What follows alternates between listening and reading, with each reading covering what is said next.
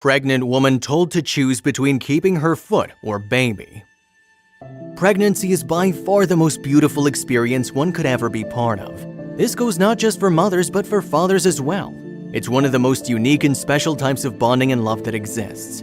For a woman to create, grow, and give birth to another life is rather extraordinary. It's very cool to grow a new person inside your body. It's also a hilariously bizarre experience, with large dollops of discomfort, pain, and the sensation that your body's somehow not entirely your own during this process.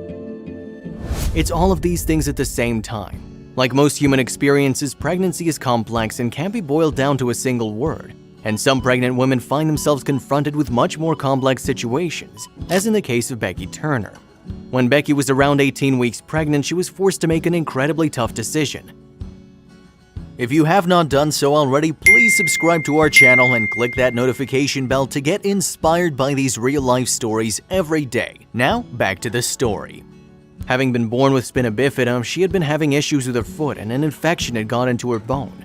But because she was pregnant, she couldn't take the medication that she needed. It was one or the other, so I had it off, said Becky, age 32, from Swansea. Although it was a relief, it was quite a frightening time. It was all unknown and quite quick. After finding out about it, it happened about 3 weeks later, she recalled. For me, it was something that was quite inevitable anyway, so I would have preferred to have done it whilst pregnant, when it was safe in the second trimester, than possibly having to leave the baby and go into hospital for the first couple months of her life. Luckily, there were no added complications to her pregnancy, but the leg took a long time to heal, and the first few months of looking after a newborn were quite challenging. It was quite hard after the amputation. It was in the run-up to Christmas. My husband Richard had to take 10 months off work unpaid to take over my role in the house as well as looking after me. It was a time when I was quite depressed. I didn't feel like I could be a proper mom. I was stuck in this wheelchair and I couldn't do things I thought I should be doing as a new mom. 5 months after baby Caitlyn, now age 7, was born, Becky was able to take her out for a walk for the very first time. That was just the best feeling ever. Despite it changing her life, Becky said she was content with the decision she took. It was a shock, but we all made the best decision. My foot was quite at risk anyway. It was more of a relief as it put an end to all the appointments, infections, and not being able to be the best mom I could. Life is far from straightforward, however, as Becky has had problems with her stump and is restricted to what she can and cannot do. There are months when I have to be in my wheelchair as I can't put the leg on due to the pain and everything. I couldn't even do the basic mom things like taking my kids to school. That's all I wanted to do, be able to take them to school and pick them up. She said she'd been seen by a plastic surgeon, which was brilliant, and the recent COVID restrictions have allowed her to concentrate on family matters and her children. Becky has 2 other daughters, Lacey age 13 and Mia age 10, along with stepdaughter Ruby age 12. It allowed my life to slow down. I could just be with my kids in the house. There was no pressure of being in certain places at certain times.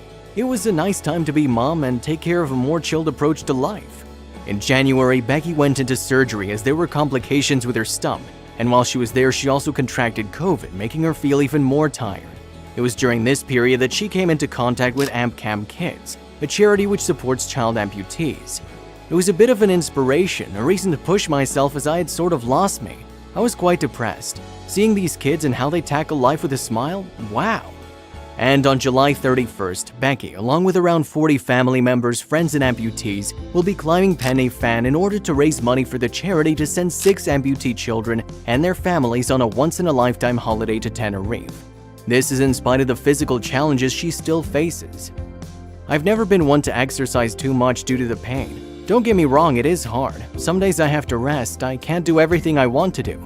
I took it on myself. I just wanted to do something to push myself and to help other people. I'm nervous about the climb, but even if I have to stop a million times, I will get to the top. If you liked the video, please give it a thumbs up and consider sharing it with someone who may find it interesting. Thanks for watching, and I'll see you in the next video.